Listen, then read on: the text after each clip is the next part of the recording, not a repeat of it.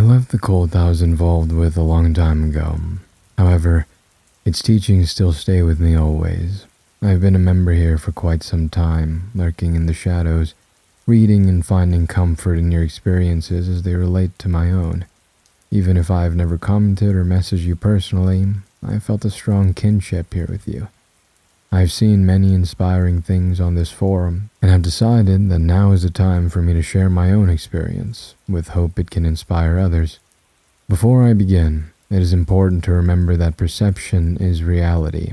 How you are raised shapes so much of who you are, and the way you view the world. Seeing as this is a forum for people like me, I may not need to explain that. However, I am very used to explaining it to outsiders, and it is a good reminder to us all. You never know what someone else has gone through. I won't bore you with my entire childhood, but instead will impart to you the events that led me to leaving my village and brought me here.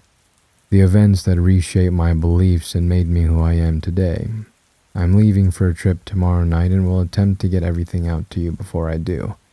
If not tonight, then tomorrow morning, so please be patient if I cannot get through the full story all at once. Before I begin, I just want to make clear to you all this simple message. You can leave, you can change, you can be your best self. My name is Vilena, and this is my story. Part 1. As the willows whispered wildly, I passed under and through them. With their many fingers passing over me, they brought an already steady girlish giggle to a hearty laugh. I knew that my sisters were not far behind, but as sure as a siren's call, they could always find me from my laughter. I traveled through the far meadows to the edge of the marsh. I rolled down the ocean of tall grasses and stopped face up at the bank, looking skyward and feeling the warm winds whip against my cheek. I lounged, daydreaming up at the clouds. My dreams, much like the rest of my childhood, had always been so calm and comforting. They were so vibrant in their peace and serenity that at times I longed to sleep, to rejoin that otherworldly place and its many dreamscapes. I had often thought about it before, and have often since. How fascinating it is that in dreams you do not necessarily see things. It is more a feeling you get from your dream, and your mind simply generates images to match. You get the feeling of falling, or of something chasing you, and that gives you the images of coming closer to Earth, or of a monster. Nightmares. I did not have nightmares. Like most children, other girls in the village did have nightmares. Nightmares were explained to me, but I did not have terrors to call my own. My dreams seemed constantly filled with ethereal places of heavenly, bright, vivid visages of wanderlust brought on by a constant sense of tranquility. I had always dreamed this way, until I didn't. What's strange is that in those final weeks in the village my dreams had changed, but at the same time, they had not. Where I once dreamed of my wind-swept oceans of tall grasses feeding into mountains and meadows, I now saw only the same things every time I closed my eyes. I saw things I had never seen before, things that contrasted so harshly to all I had ever known.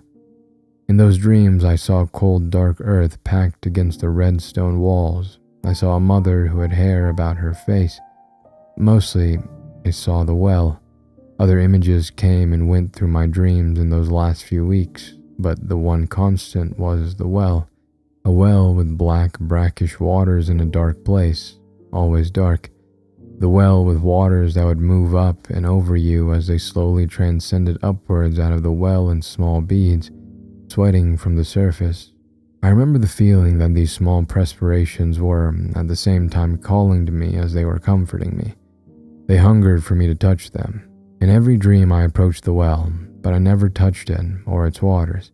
Whenever I awoke from these dreams, I remember feeling so odd, not from the dreams themselves, but from the feelings they gave to me.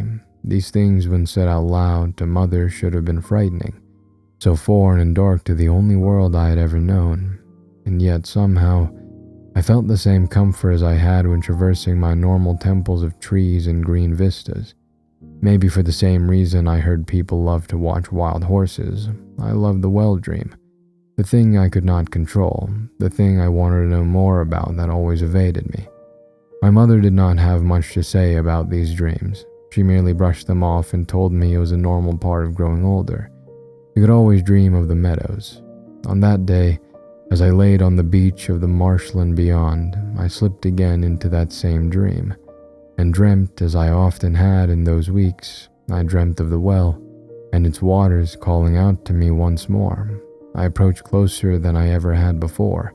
I willed myself to reach out and touch the bubbly baubles, to run and to leap into those waters. Yet in my dream, my slow approach never faltered as I drew steadily closer to the well. I felt myself coming to a precipice, about to finally understand what it meant in some way to learn its secrets. I saw my hand climb from my side and stretch out to the surface, coming close to peering over the edge. As I reached the climax of the dream, ready to view the depths of the pool, I felt myself lurch from my slumber once more, its secrets escaping me. "Vilena, wake up!" I jolted from the dream. My sister Blanche's pale face stared down at me with disapproving eyes. The wind carried her golden hair across her face, which she primly swept and placed neatly back in order as I sat up. "Asleep again, always asleep," she scolded. "I was so close to knowing. I could feel it," I said without veiling my exasperation. "So close to nothing," she chided. "It's just a dream. We all have the dream. The mothers say we all get them as we get older." She spoke factually and without condescension. I knew Blanche did not approve of my many trips to the forests or of my general curious and lackadaisical habits. However, being perfect as she was, it was not in her to be snide or rude. She never had shared her own feelings on the matter, or of my actions. "Blanche is right, you know," said Agnes. I looked to see Agnes staring off towards the marsh with the same look of mistrust and concern she gave most things. "We all have the dreams. Mother says even if they terrify us, there's nothing to fear," she continued, her head tilted as she more carefully inspected a frog hopping off into the murk with a little more disgust. Luckily for Agnes, at the moment we all turned as we heard the beginning of the call, the afternoon beginning of the chapel services, and the melodic hum traveling across the valley to all corners. Blanche sighed, no doubt anxiously awaiting her eventual visit through those doors and an end to the longing for the communion with him she had long been promised. She stared off in the direction of the village, lingering just a second before regaining her composure. "We're all far too old for this sort of prattle. Any day now we will have our descendants," said Blanche. "We will meet him and see the world beyond. We are far too old to be concerned with dreams and fears. The only thing we need to be concerned with is how to best serve him in all ways and uphold the faith as Mother always says." Placing her hands on her knees, she sat perfectly poised for a moment before softening her face with a smile and looked down to me. I was amazed at the way she harnessed the ability to preach at us, while always maintaining her calm, sweet, motherly demeanor. It was as if she was perpetually practicing the balance, to slip into the perfect motherly role she was destined for. If nothing else could be said, we could all know that Blanche wanted nothing more than to be a mother herself and raise a daughter of her own. She saw me staring up at her, pondering the thought while laying lazily in the sand. I'm sure I had a look of indifference to the sermon. Mother or not, she looked at me, rolling her eyes as she spoke. "Come now, let's get back before service finishes to help with the end of day chores." Standing, she held out her hand to me. It was my turn to roll my eyes as I took her hand and she helped me to my feet. Her face turned to confusion as our eyes met, and she looked down. She turned my hand over, and I saw her eyes widen. I looked down to see what alarmed her. I took in the sight of my own palm. There was dried blood mixed with the sand sticking to a fresh cut. Before I could even react, she was dragging me to the water's edge. She began vigorously rinsing my hand in the cold, murky waters. Agnes yelped at the sight. You can't do that. You can't do that. We don't touch the marsh. We don't touch the marsh, you know that. We do not touch the marsh." Agnes was working herself into a frenzy. Blanche's eyes were wide with panic. However, her voice was still as the waters had been before our interruption. "We have to clean it. Maybe if we clean it, there won't be a cut. Maybe you just put your hand in something," she said. Frantically, she went on waving my hand in the waters. I already knew she was wrong. I must have gotten cut while rolling down the bank, but even now I don't remember feeling when it happened. I do, however, remember the sting I felt as the waters of the marsh entered my hand. These were not the tranquil calling waters of the well. These were fresh embers. The burning felt from cold liquid sent a small prickle up my wrist, and I pulled away from her. "Let me see it," she called as I walked back up the bank. "The water, the boundaries. You both know the rules. The marsh and the valley apex, it is forbidden. You both know. You know this." Agnes was spiraling, dwindling out. She knelt on the ground. She still had not moved an inch closer to the marsh or toward us. Dejectedly, she repeatedly whispered as she stared to the ground. "You know. You know." The gash was a couple inches across my palm. Given it had some time since it happened, with Blanche's cleaning, it wasn't even bleeding anymore. "Let me see it," I said. Came Blanche, grasping for my hand once more. I pulled away again to face her. "I am fine. It's fine." "It's not fine, Vilena. You know it's not fine. The descent—" "It is fine," I yelled, taking a breath. I straightened. "You sound like her." I pointed at Agnes, who sat still, mumbling, now too low to hear. "She is right," screamed Blanche emphatically, finally losing the cool poise of the perfect promised child. "I know she's right, and so do you. We don't touch the marsh or go beyond the boundary of the valley's apex. Exiting or going beyond the boundaries where descendance is forbidden. We all know this. You also cannot damage yourself. I only want to help you. We need to find a way to fix this, to hide it if we must." There was a part of me that was touched by her act to help save me. At the same time, I thought about how much of that may be self-preservation. We were meant to be three pure sisters descending as a trio, as he wished. My eyes narrowed. "This is hardly my first scrape, let alone on my hands." I pulled up my skirts to show the pale lines and years of healed damage. My arms were much the same. I had been lucky that my hands had never seemed to be harmed, added to the fact that injuries were easily concealed in a world where Mother did not scan over every inch of you. We all wore the white linens from wrist to ankle. People were more inclined to believe you just caught your dress on a snag than you had been injured, so long as you cleaned the fabric well before arriving back home. I had become excellent at cleaning and mending by this point. This also wasn't my first time in the marsh. I'd spent my clandestine afternoon wading through the wetlands and sunbathing on the further bank when I knew no one was looking for me. I treasured my stolen afternoons while Blanche devoted more time to housework and Agnes to fetching up her mother's skirts. However, I chose not kick that hornet's nest. "I just don't see why he would care at all about a few scrapes over the years. Blanche, why would he care?" Blanche's mouth dropped. "We are all meant to come to him as pure as we were born. That is his will. How could you be so careless with all of our futures?" She said flatly. "Because it doesn't matter." You would think my words had been a knife to her belly. "These rules, they're just words. I did worry once about the first small nick I received. Then nothing happened. As I grew older, I realized no one checks me. No one cares. It does not matter, Blanche." I don't know if she even heard my second reply, as she still seemed to be recovering from the first time I told her it did not matter. "What of the mother's cuts? What of their hands? He seems fine with that."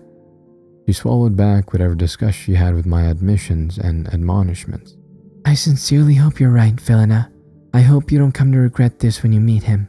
I hope we all don't come to regret it," she said, choosing to ignore my comments about the mother's hands. We all knew not to speak of them.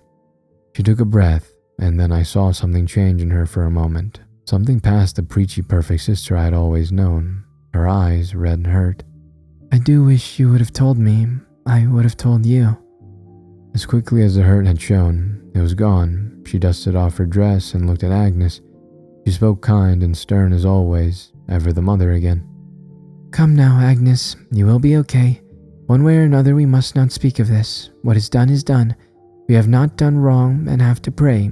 He will know our piety above all when we are weighed and judged by him. In the end, all are to serve his will, not our own." The last jab she threw hit home at that moment. She knew it would sting, as those words were not just spoken out of anger. The words were my mother's words, spoken to me many times through the years. No matter how many times I stayed the path, they had not stopped me from myself. Hearing my mother's own counsel, I wasn't just letting him down, I was letting Mother down. Blanche walked up and over the bank, holding Agnes's hand. They headed back to the forest, guided by the rising, rhythmic hum of his call. They were easy words for Blanche to say as an attempt to hurt me, but what did she know? She had never known anything beyond her teachings. She had never felt the call of the wind as I had, never felt the pull from the peaks around us. Blanche had never longed for more than she was allowed. She never hoped for more. Strengthened in my resolve, I picked myself up and made haste, determined to catch up with my sisters on the path back to the village. I caught up to them at the foot of the forest that acted as a barrier to the meadows. We did not talk of my hand or of the marsh again. As we wound through the path, we talked of chores. As always, I found it difficult to focus on turning in the animals, washing, candle lighting, dinner preparation, etc. I did my best to act excited to gather the eggs and clean our chicken coop, though I hated the thought. The hens always pecked at me as I nimbly inspected their nest for eggs, not to mention the feeling of fear I felt at the thought of running into Stosh. I didn't have anything that made me feel fear like the other girls did from their dreams, but if I did have nightmares, it would have surely been from that rooster. I shook off the thought and put on a smile as we weaved through the woods. At last we reached the point of the forest had begun to thin, the trees making way for grasses, and then nothing but dirt with pink and white petals. The apex of the valley was marked all around us by large, flowering dogwood. In the spring each year they started to drop their blossoms. The petals rode the wind to bless us with their spectacle each year, a welcome reminder of just how much I loved home. If the wild were the waves of my daydreams, then the village was my port, a place to always return, rest, and repeat. For some reason, the grass and forest refused to overtake the village. I never saw anyone have to clear or remove the woods to make way for new homes or pens. However, the petals never seemed to care and always blessed us with their beauty. A light dusting always covered the ground through summer, offering a carpet of color to brighten the many dirt pathways that thatched rooftops of the hundreds of small dwellings within the village. As we crossed the threshold of the village, we saw the other girls already hurrying about their nightly chores. We wound through the homes and passed by Korea, Raina, and Gabriel. Raina and Blanche had a long-standing unspoken feud, the most awkward standoff that I had ever seen. It was a battle for supremacy, to determine who could be more ideal. It was odd, because they did not openly dislike each other. We all walked the same path in opposite directions. 2 sets of 3 sisters. We met abruptly, staring at one another. We let the 2 saintly Sallys do the talking. Blanche, said Raina, bobbing her head slowly in acknowledgement. Raina, said Blanche, mimicking her to perfection. The 2 perfects stood at attention, mirroring each other in every way down to their golden hair and clasped hands at their navels. We are off to prepare our mother's dinner before we receive his word, said Raina. We are off to do much the same, except we also plan to bed the animals and get a head start on tomorrow's chores. Sorry, we can't stay to chat. We had better hurry off. Mustn't waste the remainder of the chapel services. As he wills, we look to the future. I looked at Blanche with a groan. We never discussed getting a head start on tomorrow's work. I, for one, would not have been in favor, but I did my best to say nothing. I didn't need any more sermons tonight. Blanche's comment made Raina's eye twitch ever so slightly, interrupting the staring contest, and like that, it was over. May your descent come soon, and may you all be found worthy, they both said in unison. The 3 girls parted way for us, and we walked past them, nodding to each other as we did. I picked up my skirts as Blanche quickened her pace. She strode with her long legs, and the harmony of quick, deliberate motion, coupled with upright rigidness, gave her a weightless quality. Floating, she moved ahead of us with a grace we could not match. Agnes seemed always ready for the way that Blanche moved with purpose throughout the village. Trusting Blanche to be her eyes, she kept hers to the ground, looking for the imperceivable threats looming to make her take a tumble as she flew. I can't stand that girl, I breathed as soon as we turned a corner. You ought not to speak like that about anyone, Vilena, Blanche said. I know you hate her too. All of her comments about hoping we descend soon, she might as well just say she wants to be rid of us already. It's just a nice thing to say, said Agnes with a sigh.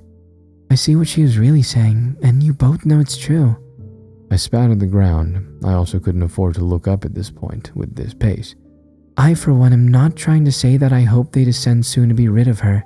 It is simply the proper thing to say, said Blanche as she came to a stop. Agnes and I almost toppled as we slid to a halt and bumped into one another. Looking up, I saw why Blanche had stopped. We were at the point in our route that took us closest to the chapel. I could see the plainly colored white wood boards that made up its walls, otherwise unadorned. My eyes traveled over the great double doors beyond the stairs that Blanche daydreamed of climbing one day. The doors were bathed in a green light, the only such light in all of the village. When I thought about this building, I really only had 3 questions. What made that green light? What was beyond the doors that made the chapel forbidden to girls and not mothers? I pondered the 3rd question as my eyes raced to look at the chimney above the steepled roof. There was the same steady stream of smoke rising from the chimney that never seemed to cease no matter the time of day or the weather. Blanche turned back to me. I'm not trying to say that I hope she descends soon to be rid of her. He repeated. I do hope she descends soon, just not before me. She smiled, a smile that touched her eyes before redoubling the mad pace from before. Agnes and I sighed and took off at a run after her. She may have been able to keep that pace without running or looking foolish, but I am sure Agnes and I looked like idiots. We came to our home at last. Without speaking, we all went our separate ways and made for the chores previously discussed. Agnes broke for the washing and Blanche for the cooking. I ran straight for the hen pen, but as soon as I was around the back of the house, I stopped running and took in a deep breath. Sitting still, tall, and proud, was Stosh. With all 2 feet of his mustard height, the rooster crowed defiantly. His will, I said with a sigh. I walked forward into battle. 30 minutes later, and a few additional snags in my linens, I returned to the house carrying the nightly round of eggs. I almost dropped the delivery when I saw all 3 mothers already home. Agnes sat wide-eyed in a chair near Mother Alyssa, who seemed to be speaking slowly to calm her. Blanche was hugging Mother Beatrice, she overjoyed with joyful laughter while trying her best to maintain a semblance of grace. I was confused until my own mother stood from a chair next to the door. Mother Genevieve looked at me and said what I should have known already. My child, your time has come. Tomorrow will be the day of your descendants. I did not react as my sisters did. Agnes responded in fear, Blanche in joy, but I did not know how to feel. I searched my thoughts and couldn't determine where I stood between the 2. The concept just seemed foreign. Sure, one day I would descend, but that was someday. Now that someday was tomorrow, I felt torn. Mother Genevieve must have seen the look of consternation. She came forward, wrapping her arms around me in an embrace. She pulled my head close to her chest, her long, stark white hair encasing me. I am so proud of you, my daughter, she whispered softly. Her words were a gift just for me. She gently patted my back with one hand, the other stroking my hair delicately. I pulled back just enough to look up into her wise, old eyes. I hope I can make you proud tomorrow, I said. I meant it. I hoped I would be able to descend. With the reality of the day settling in, I remember that my fate was not only tied to my sisters, but also to Mother. I was an extension of her, after all.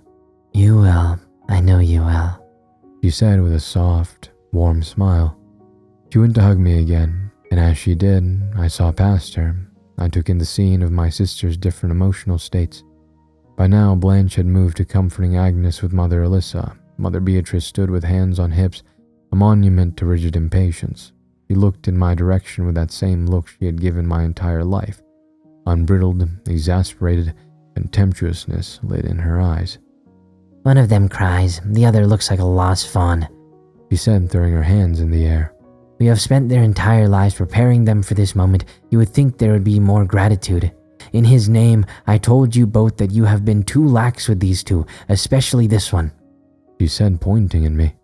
It would only serve that the mother who raised excellency would have high standards, but Mother Beatrice took this to a different plane. Needless to say, as a girl who wasn't known for following his teachings quite so strictly, I was always a target for a good sermon or condemnation. We all handle our descendants in our own way, Beatrice, said Genevieve. This one hasn't handled anything ever, she returned flatly. I think she is handling it just fine. We never know when our day will come, or what his will is until he shows us, my mother said, now turning and giving the same soft smile to Beatrice. I loved it when she preached lightly back to her. This wasn't just another set of sisters we watched wrapped in contended battle of devotion as before. No, this was two titans of divinity. Acting unfazed, Beatrice approached. The trio must serve their purpose as one. If she does not do her part, this will all have been for nothing. She will be fine, as will sweet Agnes, said Genevieve, gracing the timid girl with a nod of approval. They will go. They will descend as he wills. One way or another, it will be done, said Alyssa quietly as she stood. She spread the creases from her linens with far more creased and crevassed fingers. This was unlike her. Each mother had a different way of dealing with things. My own mother had a philosophy of fighting Beatrice's icy demeanor with warmth and an occasional spark of flame. Agnes's mother chose to handle her with casual nonchalance, like she did all things. More often than not, just choosing to let her cold stare drill into her uncaring face. Alyssa let out a long, deep breath and walked from the room with a slow, tired gait. She made clear she had nothing more to say or add. Her silence carried enough weight of its own. Agnes looked like a fish out of water. Looking around in dismay, she stood quickly. Good night, sisters. Good night, mothers, she said quickly. She almost tipped on her dress as she tried to curtsy while turning to leave in pursuit of her mother. Even Blanche's mother seemed stunned to see Alyssa partake in the discussion at all with such finality. However, that shock did not last long. She shook it off quickly and restored her fury to me. She better make it, Genevieve. Blanche deserves better. She fumed. She called for Blanche to accompany her and stormed off. Blanche hurried to follow, but not before giving me an apologetic look. Good night, sister. Good night, Mother Genevieve. Thank you for all you have done for me, for all of us, she said. I could tell she was still overjoyed, and despite the heated exchange, she still couldn't set aside her own excitement for the next day's events. She curtsied her respect and quickly pattered off to follow her mother. We took our leave then, and as usual, Mother walked me to my room. Like every other night, as I prepared my night clothes, she sat on the edge of my bed, humming quietly. Mother closed her eyes as she swayed there to that melody.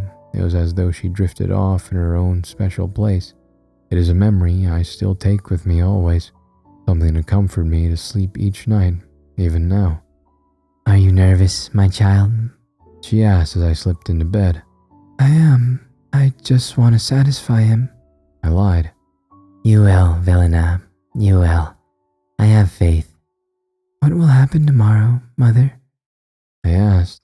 She paused, looking down at me as her lips pulled to a line. She looked even older than usual. It was as if the smile vanishing on my kindly mother's face was a sign that all of the exuberance she had left had been depleted, leaving a husk of the sweet fruit she had been. You know I cannot tell you that, she said. Her tender look and smile returned, but it seemed to take some effort or unknown toll from her. What if I don't know what to do? What happens if I make a mess of things? I don't want to ruin things or to disappoint you. She maintained her patient kindness, but I could tell somewhere behind that smile something was troubling her. She chewed my words, nodding to herself. She seemed to come to a decision. My daughter, my lamb, I must confess that no mother has ever truly loved a daughter as I do so love you, my child. She paused a moment. Her eyes took me in, and then looked about the room as if to just take in the moment.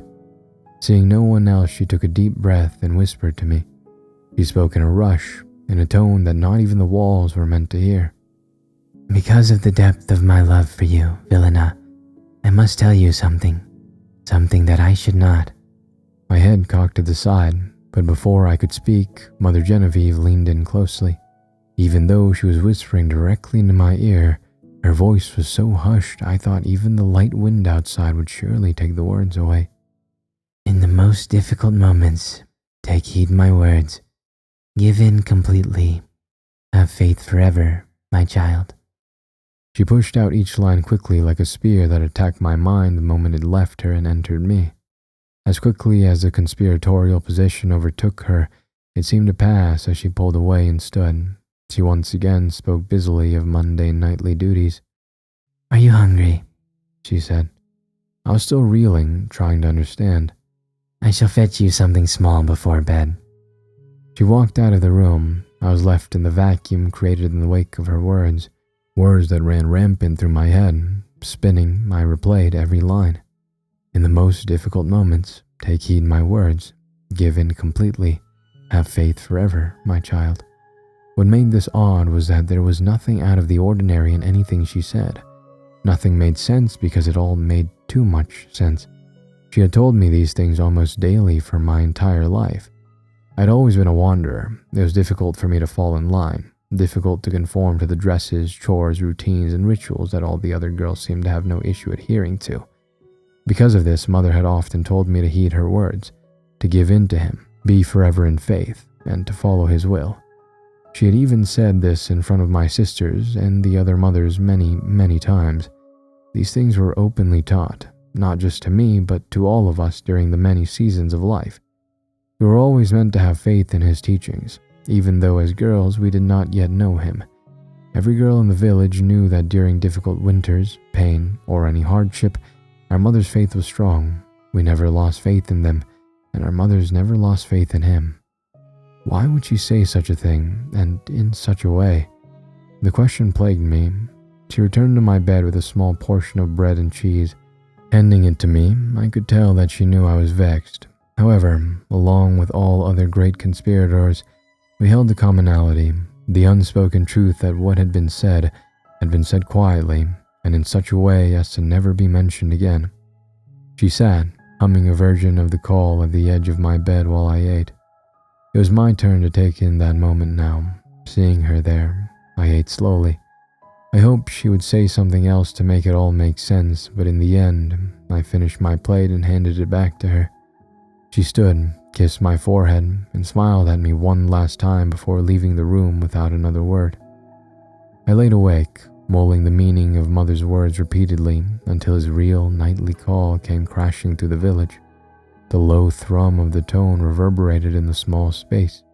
The wall shook, and my bed pulsed as it lulled me to sleep. In my slumber, I floated off to be filled with more dark, moist memories. Part 2. I woke the morning of our descendants. There was a quiet that seemed to be swelling in the village, like an unseen wave about to break. I felt myself bracing as I rose from bed and walked into the common room where my sisters already waited for me. They were holding hands looking towards the open doorway leading out of the house. Both turned to look at me and smiled. Today was our day. Blanche reached out her hand, and despite the previous day, when I reached out to clasp her, she quietly closed the distance.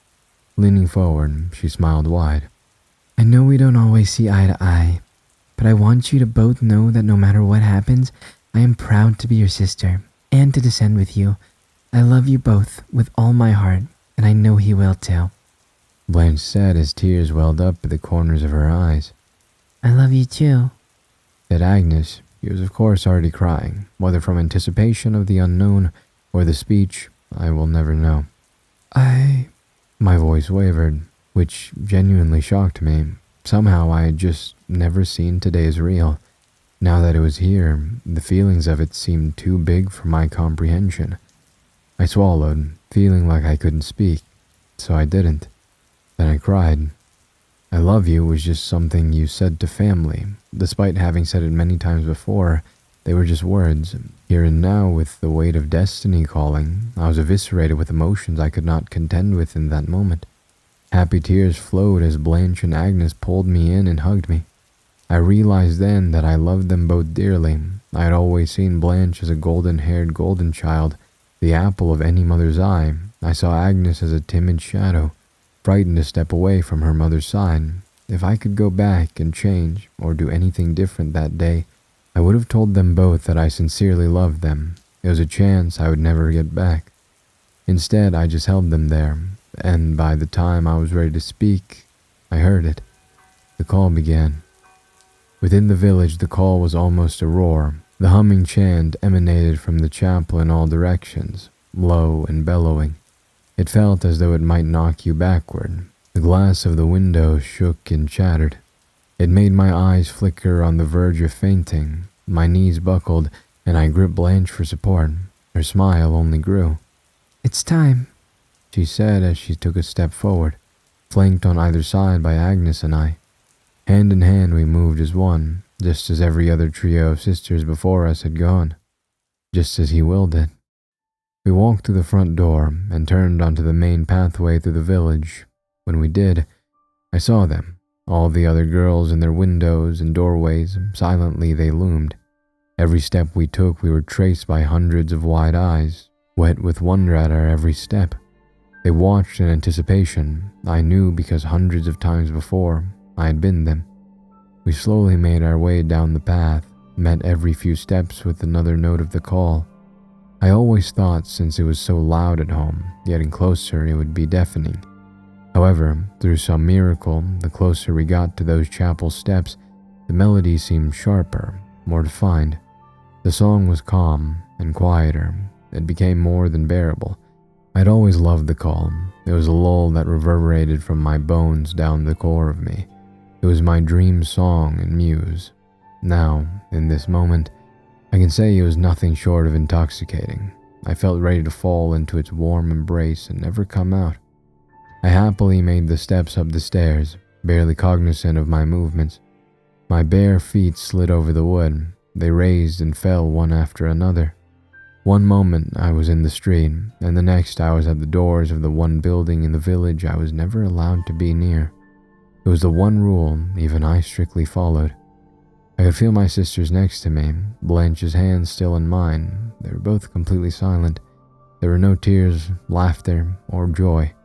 We all sat, staring at the doors. On the next pulse of the call, the doors cracked open slowly, revealing a blinding light from within. I pulled my hand free up to guard my eyes.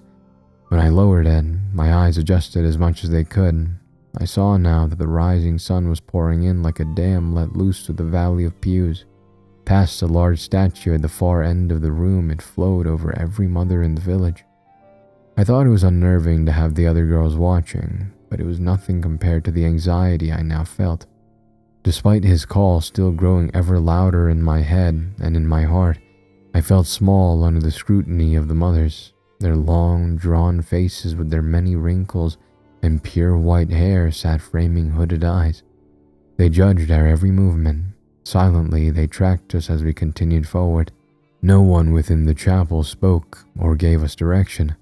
Something inside my head just kept saying the same thing in a voice unlike any I had ever heard before. "Go forth, come to me," it said. Step by step, we continued to move in unison. We crossed the threshold of the forbidden chapel and passed the pews as we approached the statue. A statue that even today I have trouble explaining. Just like my dreams, it filled me with feelings. As my feelings changed, so did it. At one moment I was giddy, a chalice filled to the cusp with joy. The statue was of a woman, but then it changed.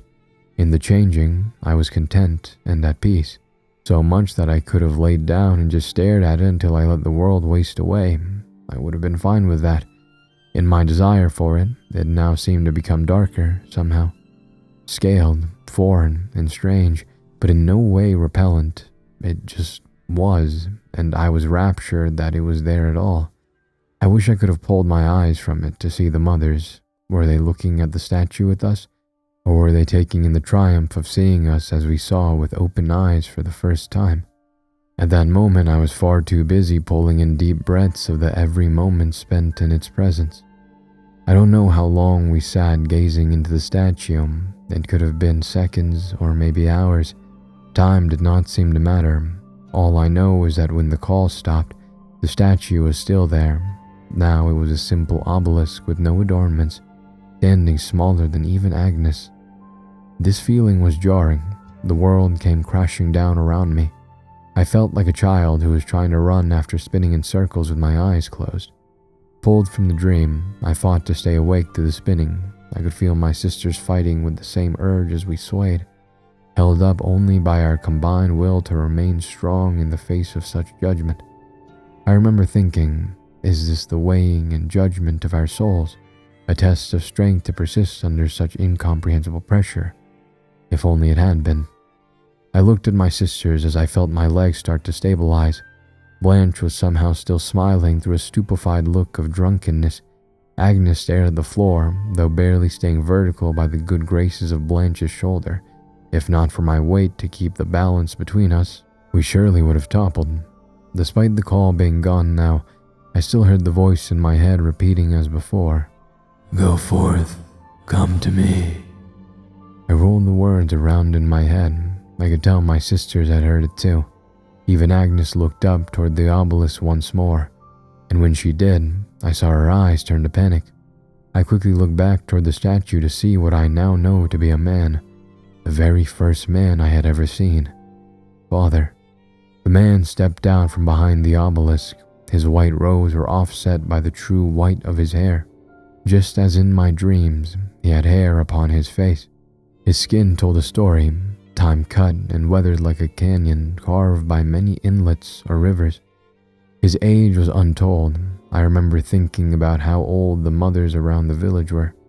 When I asked Mother when I would look as they did, her response was decades, tens of years until I would ever get my first wrinkle or gray hair. But if the mothers were old, then this thing in front of me was beyond my comprehension of time. He walked slowly, the apparent fragility of his age showing in the timid steps he took as he crossed the distance between us and the statue. He was tall, taller than all three of us, even Blanche, who stood half a head taller than I. Taller than our mothers, who always felt like monoliths throughout our upbringing. I gazed up at him in awe. He stood silently scanning us, and when his eyes met mine, I remember questioning my own sight. For all his aged appearance, his eyes seemed to have been stolen from a much younger man. Lightly colored greenish-blue eyes peered back at me. Spry, happy, and intelligent eyes. Not just wise, like a mother's eyes, but calculating. He was watching us, but also measuring. I was sure of it. The whole chapel hung still in that silence. The only thing I heard was the breathing of my sisters and I. I wanted to turn and look for Mother Genevieve.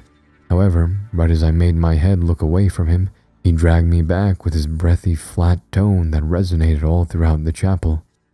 "You have been at your mother's sides for long enough. You have been brought to adulthood in solitude, safety, and purity." I felt Blanche shift uncomfortably next to me. "Much like every mother you see standing around you now, you were girls, and now you are women." He brought his hands in and touched his chest with the long nails of his fingers. "I am father. I am the only man in the village." He paused, reopening his arms and spreading them wide with his palms down. "It is my honor to be the keeper of the faith and call this chapel my home. Should you have faith in him, so too should you have faith in me as the keeper of his calling," he said. "In a village of all female inhabitants, this may seem strange, but I promise all will be explained. You will have all your questions answered through your promised descent." His eyes became softer. He held up his right hand, long fingers made longer still by splintered, discolored nails that grew out unnaturally, raised high for all to see. He held the motion before slowly bringing his pinky and thumbnails to meet in front of his palm. His other 3 fingers remained above the now perfect circle. "You 3 have come to descend, to travel." He brought the 3 fingers down, and through the bony circle, gripping the 3 tightly, he made a fist which shook at the force. "To visit the other world, to see what we have all seen. In the end, to be weighed and judged, to find where your place among us lies going forward." He stepped towards us and put his long, spindled fingers on both my shoulder and Agnes. I flinched, but it did not seem to put him off. He leaned in close, looking directly into my eyes and tilting his head back and forth. His facial hair scratched at the front of my dress. He inspected my face, and I tried my best not to move, even though under my skin my heart pounded. I felt as though all the worms of the marsh had found home within my flesh. As if noticing my unease, he lightly patted my back, his long nails sliding up and down the blade of my shoulder and occasionally catching against my linens. My skin turned to goose flesh and prickled. I felt cold. Despite considerable effort, I began to shudder. Staring back into his eyes, it felt as though his breath was a winter wind shear. His stare was a tunnel I dared not enter or turn from. I sat frozen in place, just another obelisk, spectacle for all. "What is your name, child?" he commanded kindly. Vilina. Vilina, he enunciated, rolling the letters around in his mouth. He flicked his tongue against his teeth as if tasting every letter. He smiled, lips pulling back to ribbons exposing the yellowed husks of what were once human teeth. The smile pulled at the corners of his eyes. What could have been joy could have also been cunning, as he whispered through a grin in a low rasp. "You will do nicely. Your mother should be proud. You will be the last to join me below." He then shifted quickly on to Blanche. Removing his hand from my shoulder, he moved to touch her. Had I not been so unsettled, I would have taken great joy in the fact that even she jumped and began to shake under his inquisition. While he looked over my sisters, I had time to gather myself. Quickly, I realized that I did have something to be happy about in the end. He had never checked my hands, never seen the many scars or history of scrapes. He was pleased. Mother had always told me that all we ever needed to do was please him. So surely, I should have been pleased. Somehow, even without any logical reason to feel otherwise, I was anything but pleased. I looked on, transfixed to the statue over Father's shoulder. It did not move as before, but I remember wishing it would. Anything to rid me of this feeling of dread. I continued staring unfocused at the statue, facing forward as he carefully caressed and studied each of their faces, investigating their every feature. As time went on, I found myself staring past the statue, to the door against the far wall. I wondered to myself what lay beyond. I saw that it was cracked open, ever so slightly. There was something within the chamber, a small bed laid plain with white sheets made up neatly and nightstand next to it. Something on the nightstand caught my eye. Shifting my weight, I leaned to one side. The change gave me just enough perspective to see an object there, roughly the size of a head of lettuce. I say roughly because the object's shape was difficult to describe. It seemed iridescent, dark, and yet indistinct.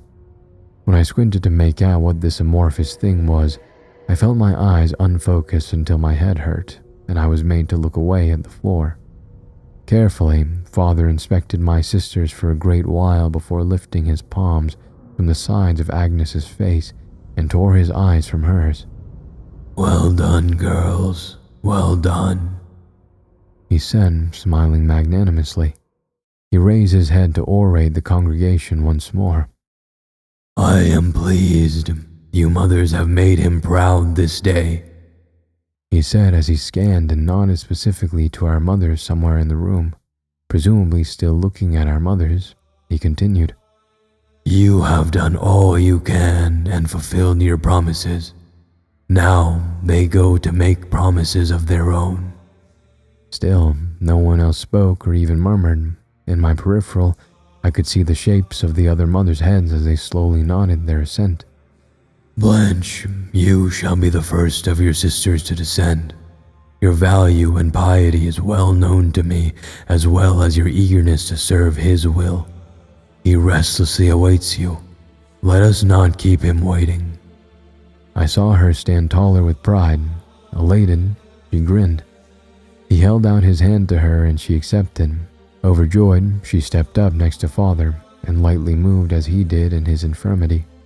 As she neared the statue, I saw her look back one last time in the direction of the mothers. Blanche was happier than I had ever seen her.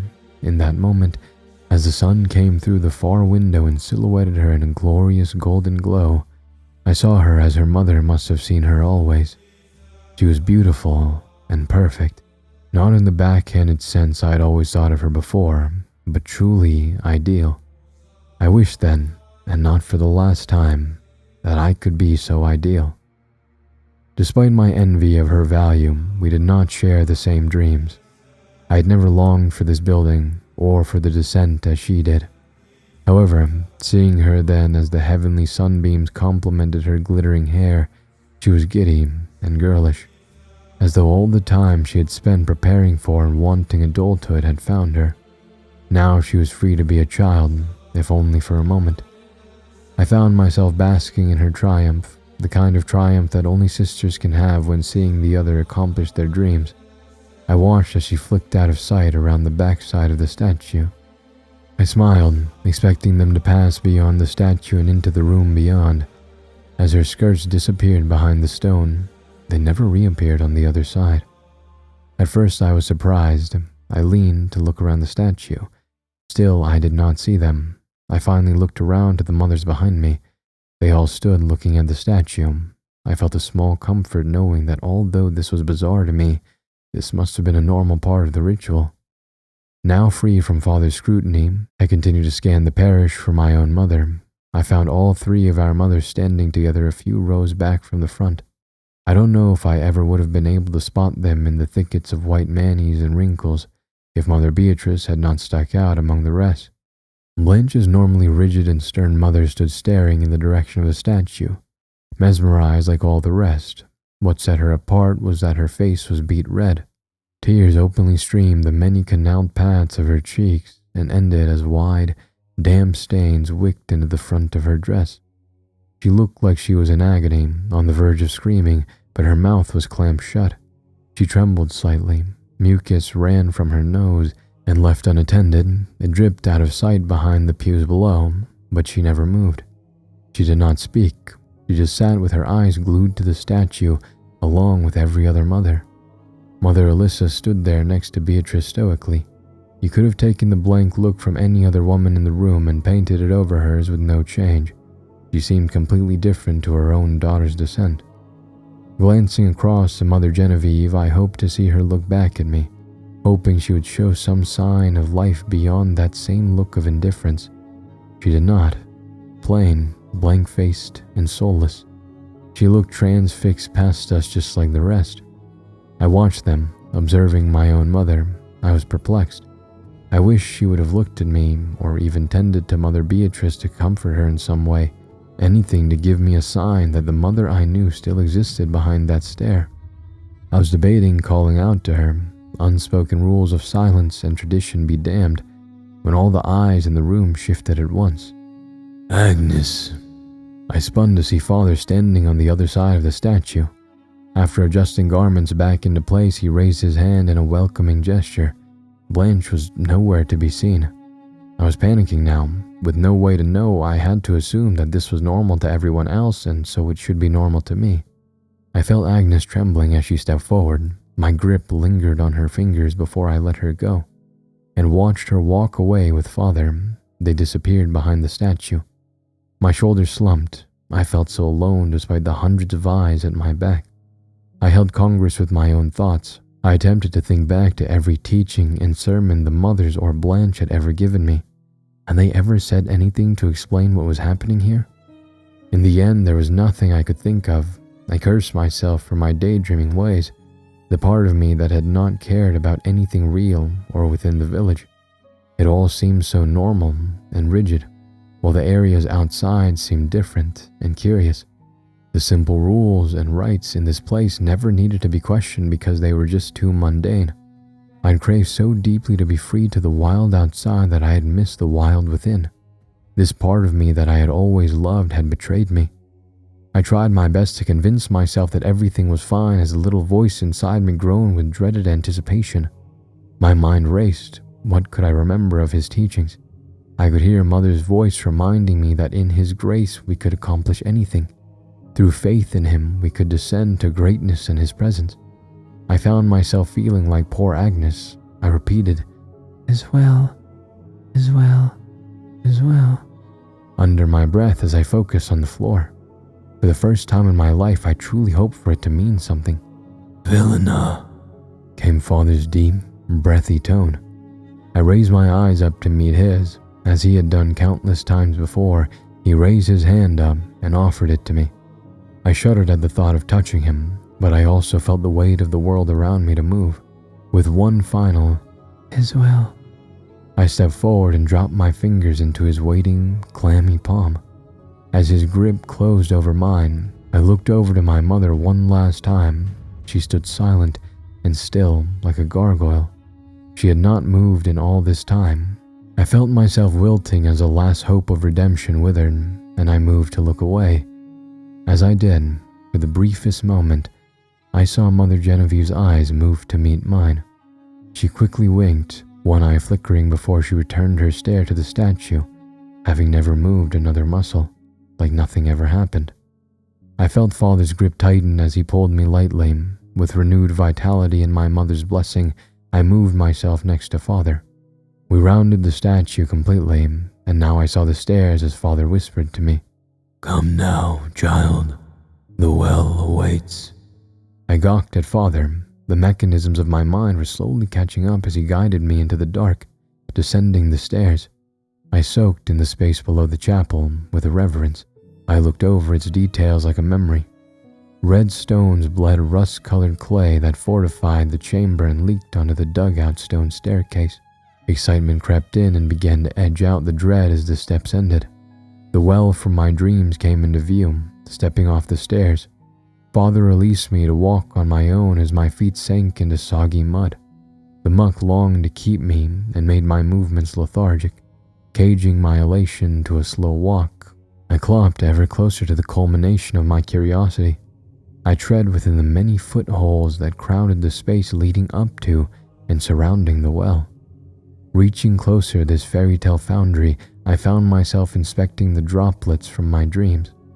As they danced, I followed them with my eyes. They whirled, slowly rising through an opening in the ceiling above. I stood below in wonder, watching the dribbles expire at the exit of the chimney. Terminated by their contact with the sunlight, they puffed and winked down, drifting their essence to the wind before fading away entirely. At last, I gripped the edge of the well and stepped onto the current that served as a looking point. I leaned over the waters. Soft, wet beads respired up and out of the pool like raindrops in reverse. They lifted and floated up over my hands and face. Sweating off me, they traveled up through the opening above. Looking down, I expected to see something magical and equal in majesty to the supernatural aspect of the reversing waters.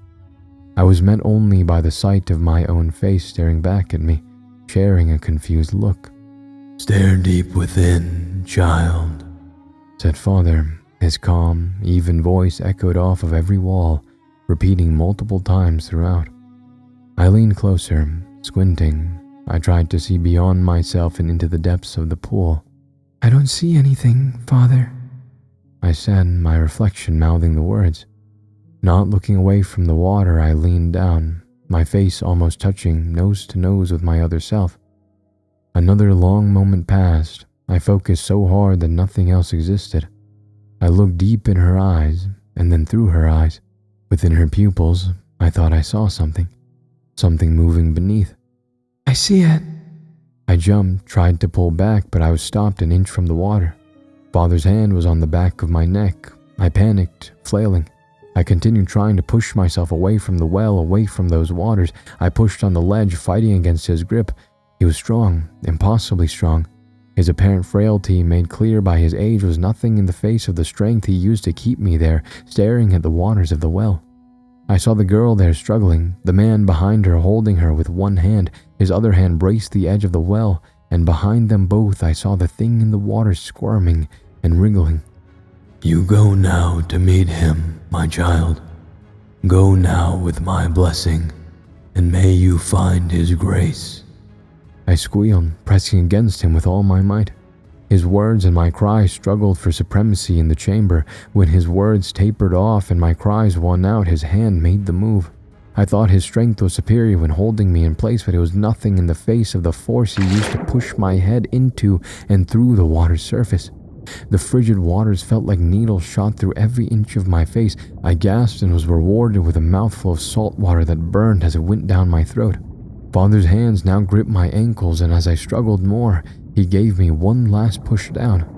I was plunged deeper, fully submerged beneath the surface of the well. I saw only black below me for the briefest of seconds, but I was too concerned with breathing to consider anything else. My mind only thought of the first battle to breathe. Once I accomplished that goal, I would have the luxury to worry about what was beneath me. I immediately turned my head to the surface. Though only a few feet down, I acted on instinct, pushing my legs against the side of the well. I kicked off with all my might, launching towards the precious life-saving air beyond. I rocketed upwards. If Father was there to stop me, I hoped I could at least get a breath before I had to fight him off. That thought would never come to matter. As I saw hope in the light above, I crashed into it. Like a wall, my head hit the surface and I saw stars. Dazed, I floated there for a moment on the brink of the darkness of not only the well, but the despair of my own thoughts. Drifting within that hopelessness, I heard Mother's voice come back to me one last time. In the most difficult moments, take heed my words. Give in completely. Have faith forever, my child. I didn't have much choice either way, but in that moment I made that conscious choice. I now had no reason to trust Mother. I surely didn't have a reason to trust him, yet somehow I did. I surrendered myself to the waters of the well, opening my mouth and welcoming the fluid into my lungs. The liquid was alive as it ripped at my throat, burning like acid as it tore away at the tissue. I grabbed at my throat in futility as the corners of my vision slowly faded darker. I struggled less as my limbs felt sluggish and useless. My last thought, as the final bubbles of life floated away from me and easily broke through the surface, was that I finally knew the secret of the well. The darkness took me into its embrace, and my world went black. Part 3. My hearing returned before my sight, the dripping sounds of water pattering on stone from far above. I felt cold within my soaking linens as they clung to me, but far more uncomfortable was the uneven rock beneath me. Becoming more conscious, I opened my eyes as if I had never opened them at all. In my haze, I remembered slowly what had happened. However, once I realized, the panic set in.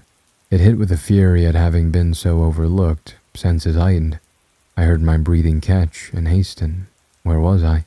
I would have called out then, if not for the feeling of fear within me. The fear that screamed silently that there was more to be afraid of here. What may be waiting for me here in the dark? There's a comfort in isolation rather than an unknown friend. Sitting up quickly in the darkness, I felt the many rocks scrape and tear at my dress. Moving to my knees, I felt about cautiously, surveying the area around me with my hands. My wrist sunk into a puddle, plunging me down. I stumbled hard onto my shoulder and face. Uncontrollably, I groaned at the pain. I heard something moving in response. Laying completely still, I did my best to control my breathing through the pain. I listened to its shuffling and heavy breathing. Whatever it was coming closer. I braced myself to move, but in the blackness here, I had nowhere to run. In my deprivation, I could feel the blank air around me palpitating to the rhythm of my own heartbeats. Whatever I had heard, it was searching around right next to me, touching the deep puddle I had fallen into. I screamed as I felt something grab my ankle and kicked away from it. It crashed into the water as I stood to run. I recognized the equally horrified scream, piercing as it came echoing back off the cave walls. Blanche? I called out. It was her turn to groan as she crawled out of the water-filled fissure. Vilena, is that you? Is Agnes with you? Following her voice, I knelt to find her hand and held it. I felt instant comfort in her warmth. No, I went last. She was after you. She isn't with you? No, I am sure she is down here somewhere, but I can't see a thing. The frustration overtook me then. This other world of yours needs a candle, I said with all the condescension I could muster. I'm sure we will find our way if it is his will, she said coldly. I scoffed. Father just tried to kill us, I yelled. As I did, I heard the exclamation traveling away from me and not just echoing back. Something within the chamber had changed. As I registered this fact, I saw for the first time in this place, a small green glow began lighting a tunnel behind us. I heard crunching footfalls as the light grew steadily brighter until I was finally able to see what carried it. What entered the room were not mothers, girls, or even men. The two creatures looked as tall as Father, but their flesh was black as pitch. Their shape was only made out by the fluorescent glow given off by something behind them that scattered a pale, green, mottled color.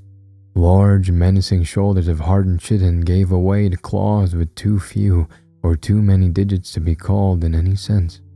Where there should have been a face, a nose, a mouth, there was only a cavity, lined with bristles, tendrils that slowly swayed and wafted like fingers that beckoned. Beyond the facial appendages sat many rows of small, jagged teeth. On the sides of the head were unnaturally wide and bulbous eyes. They glared at us. Those greasy, black-brown orbs conveyed more hate and contempt than anything even Mother Beatrice could muster. I howled a high-pitched scream at seeing them. They never stopped moving as they entered the small chamber. As they moved, the creatures breathed a heavy hissing sound. They clicked and chirped like the sounds of overlapping insects in the night. As they closed on us, we backed away from them. We reached and pressed ourselves against the far wall of the cave. They moved around us and pushed us roughly forwards towards the tunnel where they had entered. I tried to say something to Blanche, but as soon as I did, they struck me. Their strong shoves and blows to the back of our heads every time we tried to speak made it known that this was unacceptable. As we left the chamber, I noticed a puzzle Blanche and I had both slipped from earlier. It was a basin, worn from water which dripped tirelessly from an unknown source above. Out of the darkness there, the water fell like teardrops from the bygone innocence of my childhood left behind in that place. From that small collecting pool sprang a steady stream which was our constant companion as we wound deeper and deeper within the belly of the earth, always downward. At times we quickly descended, sliding on our sides or rears down water-slick passages or traversing impeding rocks that the creatures navigated with apparent ease. The creature's light was bright within the darkness, however, not so great as to allow flight from beyond a few feet. Compelled as we were to descend into the depths, there was little room for error between the creatures and upcoming obstacles of the tunnel. We walked to the point in which the casualness of the journey became a monotony.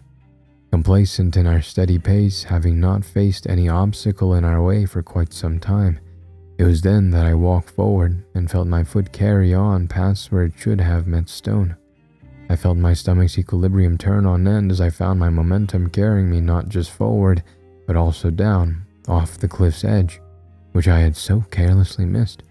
I screamed out, but before I could get more than a squeak past my teeth, the larger creature had me around the waist and was pulling me back up to the ledge.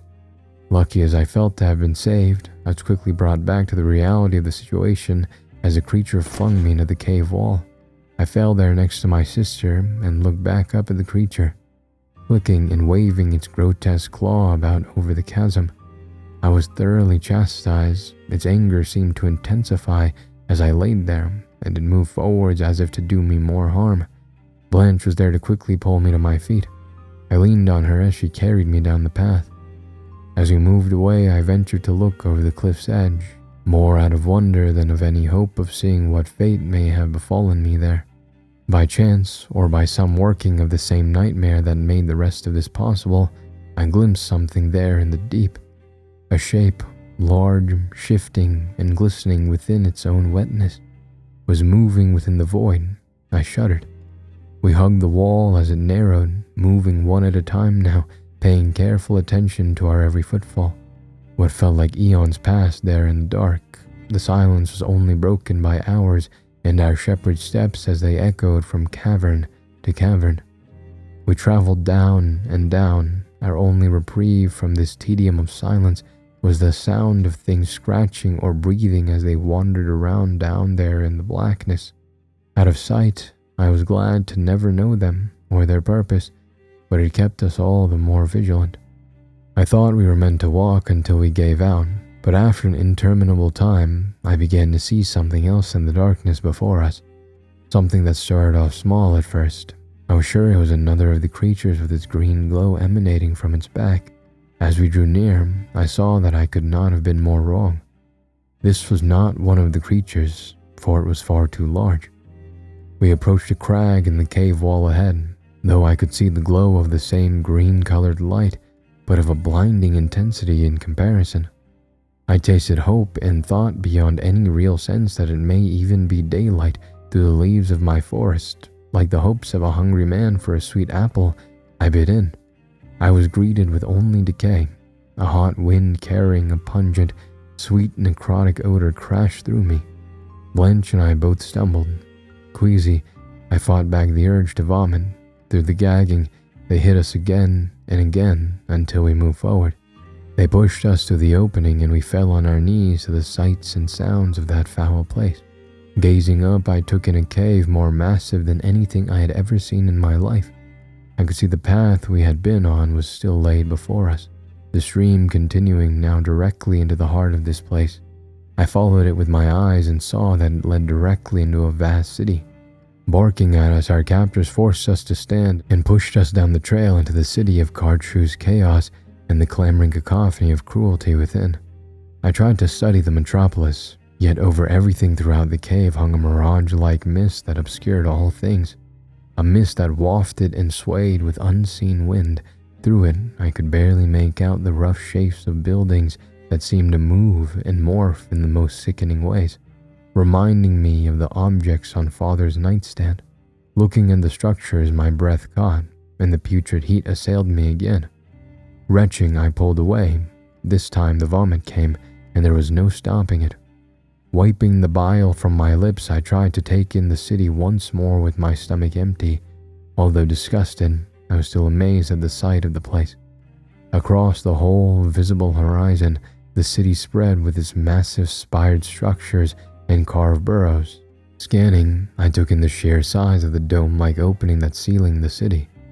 The light that lit the cavern was emitted from the wall on one side. It pulsed and flickered as if made from many things. They culminated in one large organism, a massive, glowing, living thing. The growth branched off, spreading up towards the ceiling. It dangled there like unkempt hair. On the opposite side of the glowing growth stood a large cave mouth shrouded in shadow. I could barely see it through the waves of shimmering fog that swirled like a silent ocean. As we reached the edge of the city, I could see the shapes of other things moving around in the fog. Still unable to really look at the buildings without feeling dizzy, I kept my eyes down, except for small glimpses around to navigate. What I saw made me wish I had not. The whole city was carved from within, or built from the stone of the cave. Its many murky, mired pools and fissures seemed to do little to inhibit the city's inhabitants. Past the first set of edifices, we began drawing more creatures than just our guards. They watched us with revulsion as we passed. Hundreds, if not thousands of wet, fixed stares bored into us as we trekked further. The inhabitants seemed less content with just glaring, desiring to voice their rage as they lathered us in their loathing. They hissed and clicked, spitting and roaring at us, shaking. We held each other as we walked. Their children ran free throughout the city, and much like their parents, they seemed predisposed to oblige us with their hate. They were encouraged to throw rocks or refuse at us as we moved. Occasionally, the dwellers would be emboldened. Delighting in our fright, they would go on all fours with a running start and come right up to us and spit in our faces. In one such moment, I thought certainly one meant to do more than just jeer or spit as he raised an arm to strike at us. Our guide clicked quickly, a small chirp that froze the thing in place. It snorted and slinked back. Our caretakers then took position in front of us and moved forward through the growing crowd as it moved around us. We moved along the pathway, trailed by the audience who now kept their distance, but only as much as they could while more creatures pressed in to gawk at our spectacled passing. Going further within the city, I noticed something had changed, and the creatures I saw were not all as they had been. Before, there had been the creatures like the ones that had come to retrieve us from the cave after the well. On entering the city, I noticed slight differences. Thinner creatures of the same color, only more delicate looking, with their slender builds and softer features.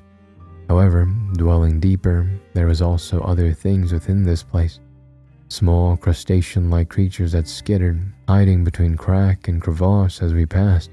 Avoiding the mob, longer-bodied and many-legged vicious-looking things also stared at us, laying coiled at the feet of their masters, or while traversing the sides of the buildings. Most curious of all were the bottom feeders. They looked like the main citizens of the city, However, they could never be confused with the monsters. They were small, human-sized beings with speckled, flabby flesh and had no hardened appearance to them at all. They trudged through the side streets and offshoots between burrows. When I saw the larger creatures come in contact with these vaguely humanoid beings, they treated them with the same level of disdain as they had for us, only with much less regard. I watched as one of these bottom-feeder creatures attempted to scrape away excess buildup from the growth that covered the sides of the spires here. I still could not see what made up the growth, but it seemed to be truly attached as the base-born thing clawed away at the green mass, its digits bending under the force. Sweat ran profusely in the heat, dripping down the malnourished skin pulled tight against its ribs. As it strained, it exposed cuts from what I could only imagine were the latest in a lifetime of abuses. As we moved, I saw there was a group of the larger creatures at the head of the alleyway. Tracing the direction of my gaze, they realized what I saw there and moved in on the poor thing as it worked unsuspectingly. Without preamble, they reared back and whipped the thing with their hardened tentacled hands. Like oiled lightning, I saw them flick and smack at the poor wretch. I heard it scream out in agony before it was left beaten and bloody on the cave floor, unmoving. Turning back towards me, their faces were flecked with its red blood, thin tentacles wiping themselves clean as they clacked raucously. I turned to see if Blanche had witnessed what had happened in the alley. However, she had been witnessing her own atrocities. Looking on past her, here in the heart of the city, I beheld a great central pit.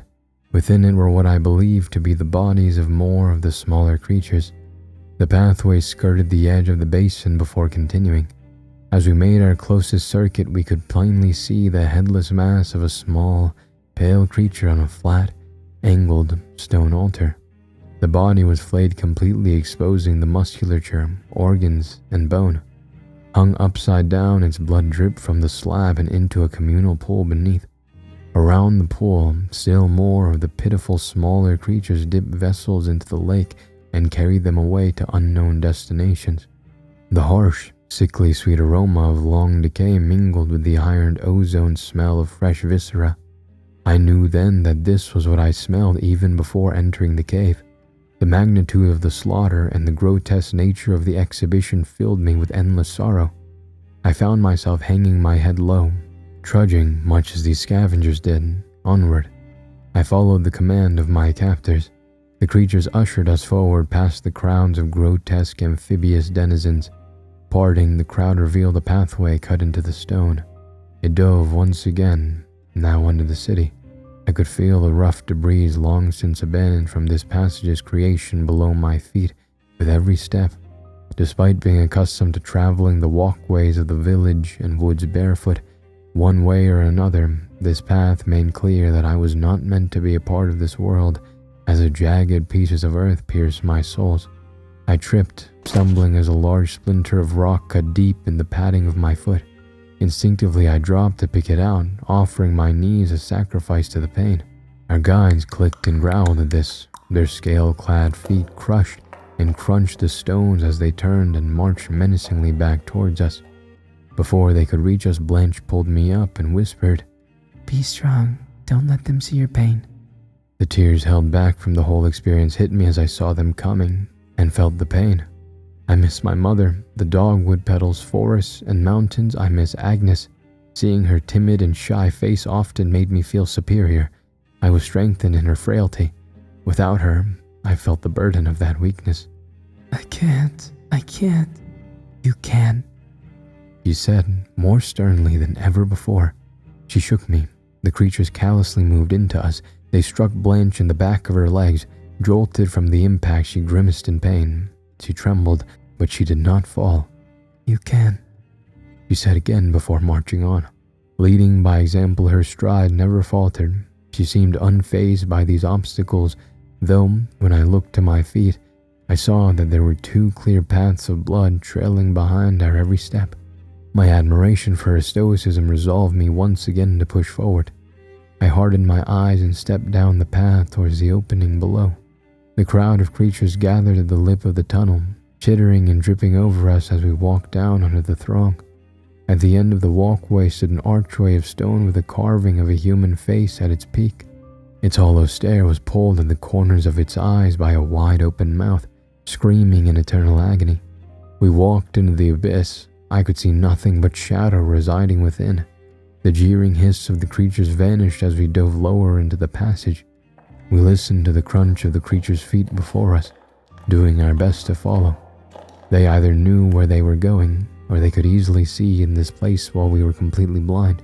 Our guide's footsteps stopped ahead. Blanche and I clung to each other as we froze in place, there in the darkness. Sightless, my other senses peaked. I could hear every little sound, the drip and drop of water on water coming down somewhere in the chamber. Our fear-filled breathing, the low rattling sounds that resonated from within the creature's chest, and wet flapping sounds as they exhaled. I heard the crunching again, except now it moved towards us. I heard it shifting about mere inches from me. I braced in fear, thinking of what it would do and how I would not be able to see it coming. I jumped as a small patch of the gray-green light blossomed before my face. Raising his tentacled hand, I saw it then. The monster breathed into a piece of the growth. I saw now that it was a sticky, wet green plant. It would have been magical in any other circumstance. However, here I found it horrifying as it illuminated the details of the larger creature's face. Limelight glowed in the iridescence of the oily black eyes of the thing. Its breath rolled out like a fog from the cavity at the center of its face, smelling of decomposing flesh and fish oil. I looked around for the other creature, but the plant was small and only offered illumination of the creature's face. That it was still pitch black beyond. The light only showed that the tunnel had never widened and only reached an arm's length around us going forward towards the creatures. I did not know what to expect. We trembled as it looked at us. Despite the malice laid plain in its gaze, there was also a glee that took pleasure in our torment, as it let out a low, chittering snicker. The sound echoed and faded. Somewhere in the abyss I heard the second creature, shifting and heaving. It racked chains against chains before I heard them slap against the stone floor. The creature in front of me snorted, spraying globules of sticky, oiled mucus across our faces. We recoiled, and when I looked back, it was gone. Standing now 10 feet away, he raised the plant and blew into it once again, making it slightly brighter. He raised it to the cavern ceiling, exposing a small metal tray that hung there as he placed the glowing plant within. Standing below the light as he basked in its glow, he chittered once more. When he stepped backward, he appeared to slide into the darkness. As he moved, he revealed his gift for us. Bathed in the green glow where his shadow had been, sat Agnes's head. Her head sat lopsided, with a few of her vertebrae holding it at an angle. Her hair was still wet from the well, eyes pulled open wide. As hard as I tried now, I can never picture my sister's face in any other way. That frozen look of terror that she must have died with is painted on her face for eternity in my mind. Blanche screamed in a flood of anguish. I felt her pain, but in that moment I clamped my hand down over her mouth. Her muffled misery bled through my fingers. I gasped, noticing the small nicks and nibbles missing from Agnes's cheeks. My own torment shrieked from within and leaked from my eyes. I hurt as she hurt, but I also knew that this sight could not be the sole reason for this chamber. This was not the end, not what they had in store for us. My sister's head did not require chains. As if summoned by the thought, the next trial slowly trudged into focus, framed in the glow and hanging over Agnes. The thing before us was not like the other creatures, the ones who had led us here, or any we had seen throughout the city. It was smaller, like an emaciated child. It leaned and canted as if it were unsure of its own balance at any moment. Its carpus skin looked rough and hard. There were small bumps and ridges at the outer edges of its shape, while it still maintained a soft pink and milky white flesh to its torso. Its arms hung like twigs at its side, with hands hidden in shadow below its oddly distending belly. Atop its shoulders sat a deteriorated human head. The skin fell from yellowed bone at the cheeks, and its jaw looked broken as it hung limply from one side. Its eyes were sunken within its skull, and despite the grotesque form they inhabited, it emanated a profound sadness. The eyes communicated a story of immeasurable suffering as they stared into mine. Blanche knelt beside me, still weeping. I felt as she did for my sister, but I could not drag my eyes from this pitiful thing.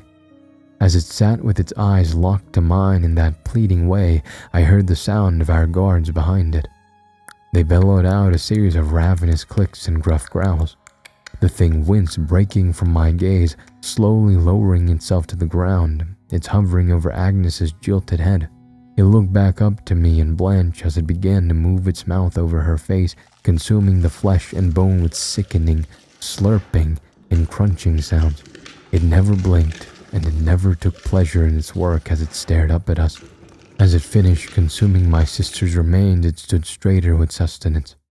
Under the sickly green glow, the thing's face began to change, contorting and snapping into place with a series of twitches. As unseen structures shifted, I realized I looked into my own sister's face. Although the eyes never changed, I found that they had always been my sister's eyes, sad, dejected, and afraid. The thing's mournful gaze never shifted from my eyes.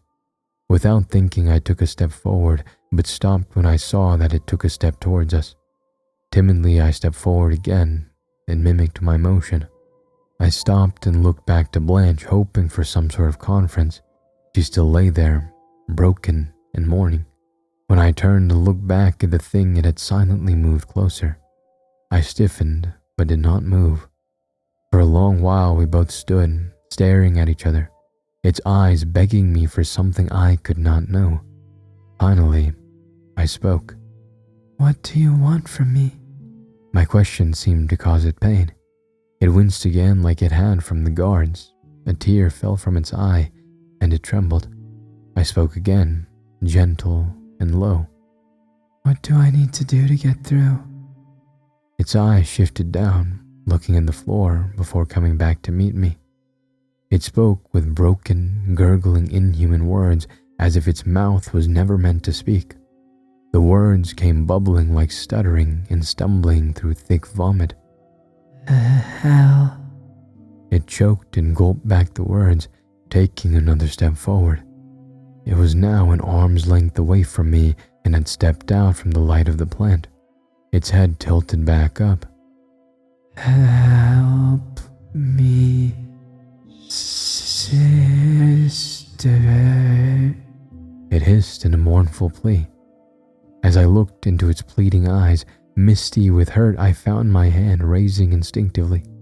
It came up towards the thing's face, my sister's face. The childlike, sad, lonely, and fear-filled expression I had always known. The sister forgotten, the sister cast aside, so afraid of her own shadow. The sister I had neglected and now outlived. More than anything, I wanted the chance to apologize for never giving her the same care and attention that she had from Blanche all along. A chance to right the wrongs of my own selfish and stubborn ways. I brought my hand up to the level of Agnes's face. As I did, its arm raised, revealing long claws. Its sharp, lethal fingers climbed up out of the darkness, suspended over my head. It moved up much faster than I had moved. As I went to recoil, it moved even faster. Swinging its claws towards my chest, it aimed to slash right through me. In that moment, Blanche flashed between us, pushing me back. I fell hard against a stone, closing the distance faster than the thing expected. She offset the distance between its claw and its target. I could only witness the thing's claw came sweeping down over Blanche's head, swatting her to the ground. She laid motionless on the stone. I screamed as Blanche had first screamed. The feelings of regret, Agnes's death, the betrayal of our mothers, and now my remaining sister broken in front of me tore through my mind. All the helplessness of the situation overcame me, and I roared into action. The apologetic, mournful eyes of the thing meant nothing to me as I crashed into it. The thing hit the ground hard beneath me, and I was already ripping and tearing at it. I sunk my fingers into the soft flesh unguarded by shell, pulling and snapping. I grabbed at its arm, releasing a splintering sound. I was vaguely aware of the fluids as I continued my assaults. Crippled now and laying on its other arm with me on top of it, it stared up at me, pleading out scrambled syllables. I stuck my thumbs deep into those eyes, my sister's eyes, forever snuffing out that desperation. I felt its life dwindle as it stopped writhing beneath me. I sat atop the thing, breathing heavily, and began to sob. I frantically wiped the tears and turned to see Blanche weakly pulling herself to her knees. I went to help her up, only now noticing the red blood that covered my hands, arms, and linens. As I raised her up to embrace her, I saw the long, gash trail left by the thing's claw. Tears flowed once more as I looked over the wound that now marred my perfect sister's perfect face. The creatures reclaimed us apathetically, pushing us on through the tunnel. Part 4. The larger creature removed its plant from the dish before blowing into it. Once it regained brightness from our initial trek, the creature placed it within a small opening at the base of its neck. It then moved away, guiding us through an unseen opening just beyond the corpse of the thing. As we moved from the chamber, in the green glow of the plant, I could see now where they had unchained the thing I had just killed. I saw an open space on the floor with rusty, barnacled shackles.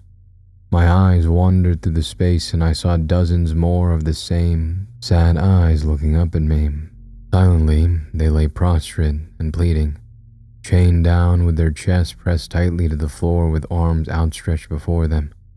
Looking at them, I was filled with pity all over again. Their many lonely faces begging for salvation were much like the smaller, pale creatures from above. They looked to be in a perpetual state of misery. My eyes swelled with renewed pain as I watched the gaunt figures struggling to breathe, constricted by chains with their two thin legs buried beneath them. It was terrifying to fathom how long they had been suffering there. Just as I was overwhelmed with the emotion of the sight, I heard a scraping. The thing nearest to me was moving the only thing it could. Slowly, it flexed long, spider-like claws against the stone. I could see that it had carved out deep grooves from its time there. Seeing that it had my attention, it spoke to me in a deep wheeze. Help me, sister. A deep sense of revulsion took me then, and with no care to my captors, I broke for the thing. I spat at it with a snarl, ready to hurl myself at it. However, before I could get more than a few feet off course, my guard already had me. Carrying me for a few steps, it set me down softly. I gave it no thought at the time, but quickly rushed back to Blanche's side, taking her hand. I never looked back down the hallway, and I will forever hate those things. I hope they are still chained in the dark. We emerged from the underbelly of the cave, where I expected to be instantly assailed again by a throng of creatures. However, there was nothing. The sharp contrast of the city made me feel even more uneasy as we steadily climbed the path out of the passageway in near silence. Reaching the top of the passage, I saw what I had barely glimpsed before through the fog. The cave opening was even bigger than I had imagined. It was round and gaped wide. I viewed the great stalactites there above leaking to the stalagmites below, which sunk down and revealed a drop beyond which the path beckoned us to enter. Our guide seemed changed in this place. They fanned away from us a little more and even walked ahead, seeming to understand that we did not need protection here. It was fully understood that whatever was formed was better than what was behind. The gray-green light of the growth passed behind the city. As we walked ever closer to the opening, I reflected. In truth, I believed we had little to no hope of leaving this place. Even if the opening led somewhere else, there was no telling if it would be better.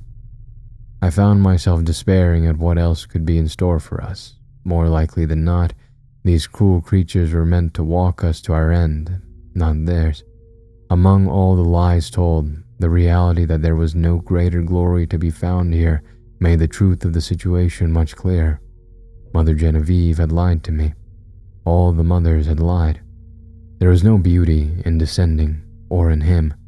I realized the likelihood that all the other girls I had known who had descended before me were dead, just like my dear, timid Agnes. When I thought of her, my stomach turned.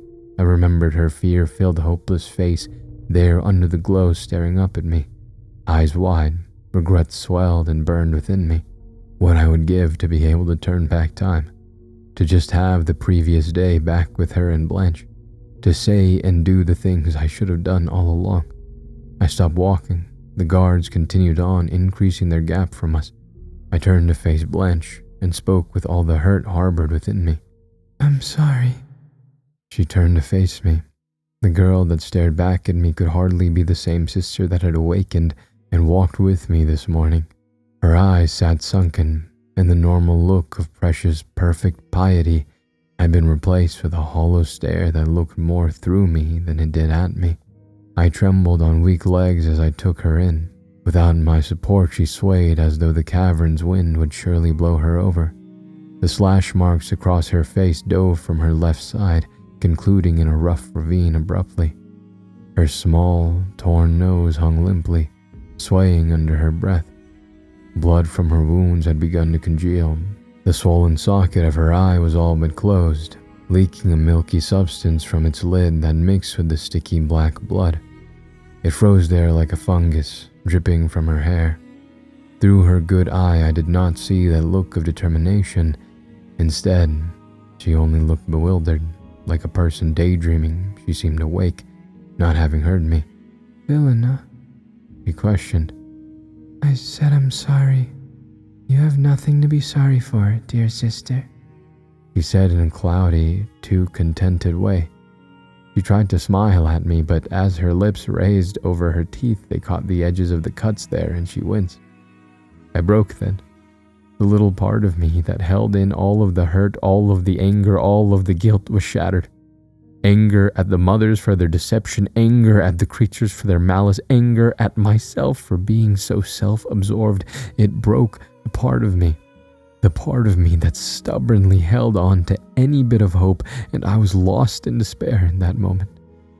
I wept and ranted like a lunatic to the only person I had left to lose, and who I knew in that moment I surely would lose. I would not let this last moment pass if this was to be our last moment together. Do you think Agnes knew I loved her? Do you know how much I care for you? I can't stop seeing her face in that place as she was in that thing. All I can think about is how I have never been there for her or you. How I would give anything to go back and spend more days with you both. Instead of all the forest and all the world, I would give anything to have just one more day spent toiling over chores with you and her, to hold her close as you did so many times and comfort her as you did, to be strong and caring as you are. I spent so many days cursing you for your perfection that I did not realize the things I mocked were the things about you I wished only to have within myself. I am just so sorry, Blanche, sorry for everything, for my selfishness and my wanderlust and for what it cost me. Enough, She whispered, more alert. Maybe, I stuttered. Maybe if I wasn't such a fool, so concerned with myself, I could have been more concerned with the mother's teachings, more concerned with the thoughts of my sisters. And maybe then you both would know how much I truly adored you. You for your strength and Agnes for her innocence, that you would both know how precious you are to me. I continued, quickly losing my breath. Enough, She said flatly. We adore you, Vilena. You, the perfect, cherished child of the village. We all look to you with wide-eyed wonder. You are the envy of us all. Your unbridled self-assurance and a will to match stone. My eyes went wide. She embraced me, and softly she whispered into my ear. I love you, Vilena, and I have spent many nights wishing I was you. Both Agnes and I spoke of it often, and I love you for all the things you say you wish you could have changed. I would change none. She pulled back from me. Holding onto my shoulder, she looked past me as if something of interest were there, but there was nothing. As she was turned away, I only saw the unmarred side of her face. She looked every bit the beauty I always remembered her being. It was only as she spoke that I realized how deeply the madness had taken its toll. But wishing we could change things does not matter now. His will is all that matters, here and always. Whatever happened was His will, just as it will be in the future. There is no use trying to change things. She had forsaken all hope of control. defaulting to the safety of her dogma. With that, she broke away from me. In the same determined way I had come to prize, she slowly stumbled down the path. I collected my thoughts about what she had said. How could she possibly still believe there was some grand plan for us after all we had seen? How could she still believe he had any divine plan in store for us? The look of madness on Blanche's face was still fresh in my mind, but she was still my beloved sister. So I carried on down the path after her. As I reached her, I placed my arm around her for support. We walked together, twisting through the great teeth of the cave and into its cavernous mouth. Just inside the cave, we found the creatures waiting for us, with their green plants lighting the area around them. We folded in with them as they dispassionately led us forward. In no time at all, we came to a large stone. The monument lifted and raised like a massive thick carpet, stretching like an undulating appendage of the cave floor frozen before us. We approached the end of the statue and the creatures halted there. Immediately they turned to look at us. The larger creature pointed to Blanche. I pushed her behind me, the thought of losing her flooding into me again. She broke from my clutch and I tried to stop her. "Please, no," I muttered through my heartbreak. "It will be all right, Vilena. As he wills, it will be done." She smiled her last smile as her fingers left mine. The creature took her by the wrist. It brought her hand up towards the statue as it pulled up a small knife. I gasped, but Blanche's smile only widened as she willingly opened her hand. It moved the knife and I saw the well of blood open within her palm. Quickly he rotated her wrist, pressing it against the altar. The creature stepped away. Blanche's head flew back, convulsing wildly. Loose flesh flew from her face and flapped with the momentum. It tangled with her wild hair as I heard her body crack, the air within her hissing out as she contorted. As quickly as it had started, it stopped with her face pointing straight up. She inhaled sharply and began heaving racked bouts of air. Her good eye flashed green plant light between hurried flutters. She struggled against the stone, but her palm never left the surface as if she was stuck there. Then, all at once, it released her. The light in her eyes went out, and she fell back on the cave floor. "Blanche!" I cried out. As I ran to her, I realized that the second creature flanked me, and in one deft move, it pulled me away. I struggled pointlessly as I watched Blanche start to move. She raised her head, both eyes now open wide with frenzied terror. "Vilena, you can't!" she screamed. Scrambling to her feet, she rushed at me. "I was wrong. Run. Don't touch it. Kill me." She forced out with everything she had. Frantically, she looked over her shoulder for the other creature, but it was already too late. He was far too fast for her to outrun. The larger creature was already on her, both of its appendages wrapping and constricting her around the waist. It locked her against herself. Its head canted to one side, and from the hole at the center of its face, its tongue slithered out. It bore down on her. Pressing its face against hers, its tongue invaded her mouth and filled her cheeks as the smaller tentacles gripped her face, entering the wounds there. I heard her cries redouble, muffled within the creature's hollow head. I moved to attack the creature. Its companion effortlessly stopped me, wrapping my wrists and holding me there. Helpless, I watched as the creature finished its kiss. Releasing the rest of her body, it moved to stalk away, grabbing her by the arm and dragged her back down the path towards the city. She tried to pull away, but it was too powerful. As she threw herself to the ground in an attempt to escape, it merely grabbed her ankle as it dragged her away from me. The last time I ever saw my sister in person, she had a look of panic and fear. Her screams continued to echo within the stone walls of the cave as she faded away. A concert of cruelty played just for me. When the creature released me, it did so gently. I had unconsciously been straining so hard against the creature. Now that I was free, I went limp with exhaustion and despair. Staring off into the direction of my sister, now silent and dark, I trembled. I realized in that moment these things had nothing else left to take from me other than my life. The thought became clear. He had taken everything from me. The longer I dwelt on that thought, the more my grief turned to rage. My sorrows turned to savagery as I turned on the creature. I pivoted quickly to pounce at it, attack with all the hate and malice laid plain on my heart. When I made my move, I stumbled because it was already next to me. its knife out. I struck at it, but it did not attack me. It gripped my right hand as I pounded away at it with my left, kicking and screaming, scratching at it as though I was a wild beast. As the rest of my body was free to fight in futility, the creature pulled my hand close to it and opened my palm. My hand blossomed to expose the barely healed cut there, and the creature paused. It slowly turned to look at me, and for the first time, I could tell there was no hate behind those oily orbs.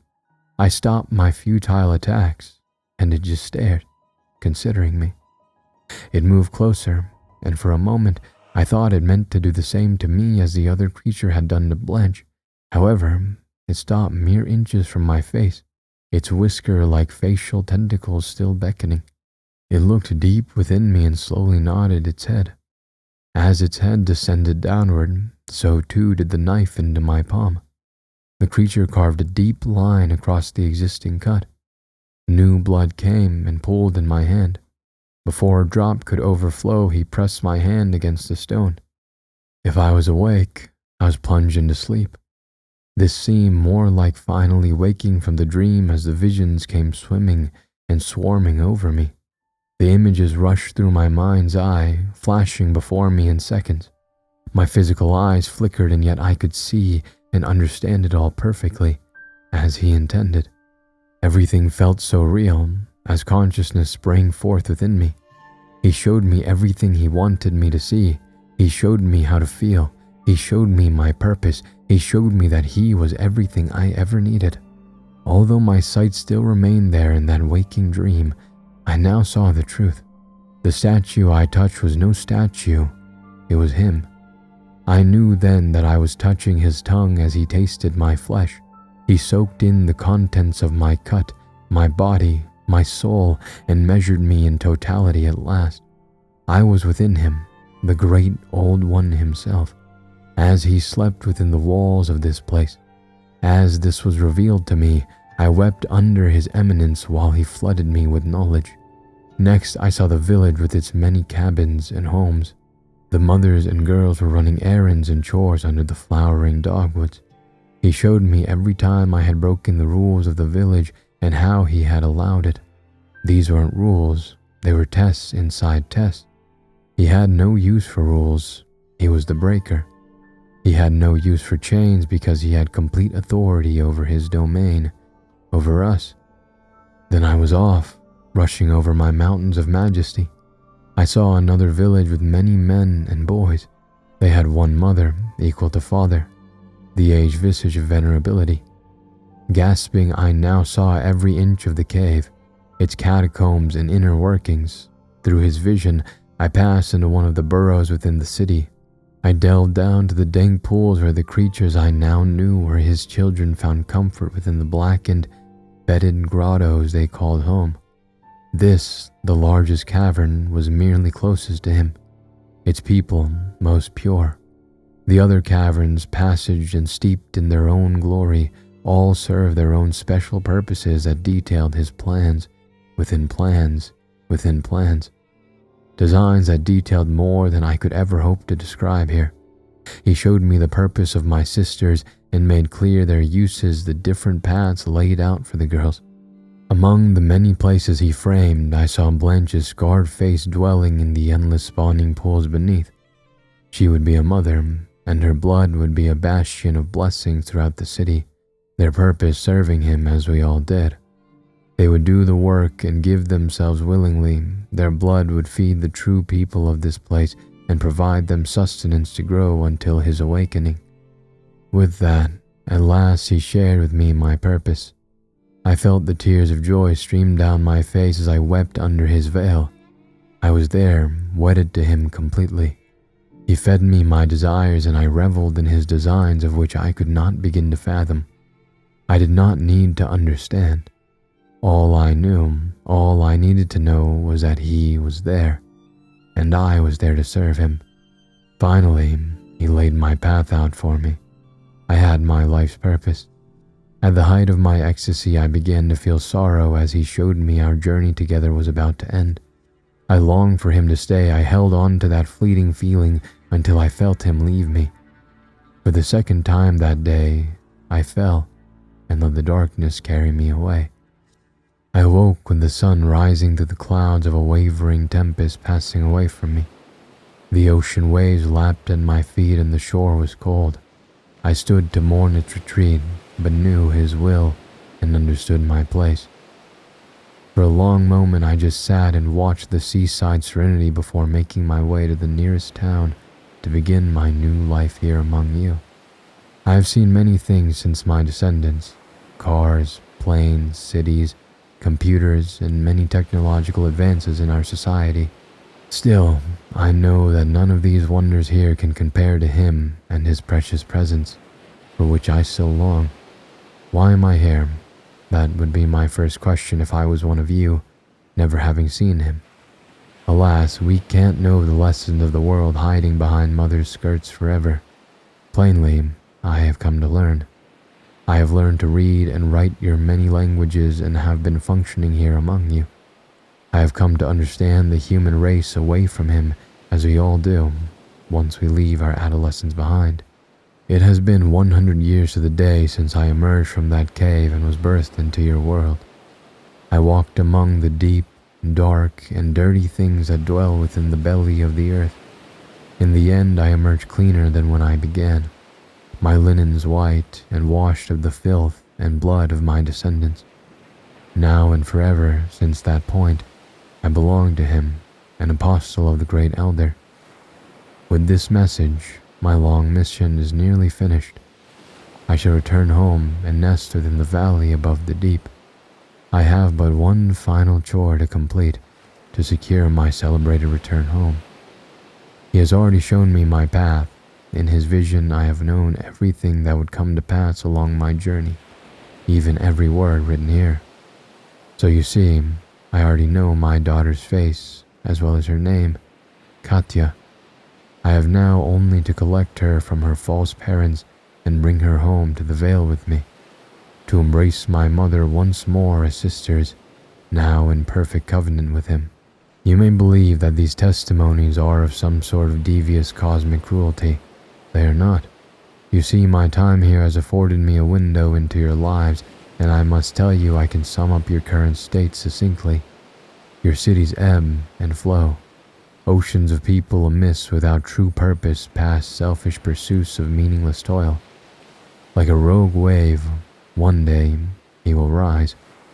When he does, he will crash through your world and in his cleansing tide remake it as his, as it should be. With this truth you can continue on in this way, or you can choose to serve a greater role in him. I do not need to tell you where to find him. Simply open your mind, and he will find you. Your dreams will be waking, and he will show you all you need to see. He will embrace you. Although you may never come to know me, and I may never know the fruits of my labors here, you will come to know him. Through him, you will know your true purpose as a bleeder, a breeder, or a true believer. Oh boy, really finished the story with a nice rhyme. That definitely got quite a lot more trippy by the end there. We didn't get any more callbacks to what Mother Genevieve said with the thing about following his will and stuff. But yeah, it does turn out that the main character did not escape from the cult or anything. She left to complete her duty and work and job here. So yeah, pretty unfortunate for Blanche to have her perfect face ruined. It also is like a good callback and explanation to I forgot which mother it was. I don't remember her name. Anyways, she had like scars and stuff on her hands, and I'm assuming that they came from this journey that I suppose that they all have to take. When there were three sisters, when the three mothers were three sisters, I assume that these three sisters, Agnes, Blanche, and Vilena here would all come through and, you know, become mothers or whatnot. But yeah, that did not happen. Anyways, yeah, this is part 2 of the story. Hopefully you heard part 1, or this will be quite confusing. But yeah, the full version will come out next week. So please go listen to that again, just so I can get views. Maybe it won't come out next week. I might give it a couple weeks, maybe a month or so, and then post it much later so that people forget it a little bit before they go ahead and give it a gander. So yeah, it's late. I'm tired. I've cut out like 3 yawns from this outro here. So thank you all so much for listening.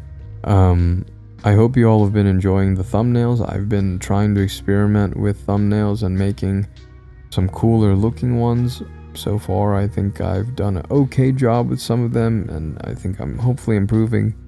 So yeah, I've also done 1 or 2 for Vidit's channel. I just did for him today one called Ross Road, which I think looks pretty cool. So yeah.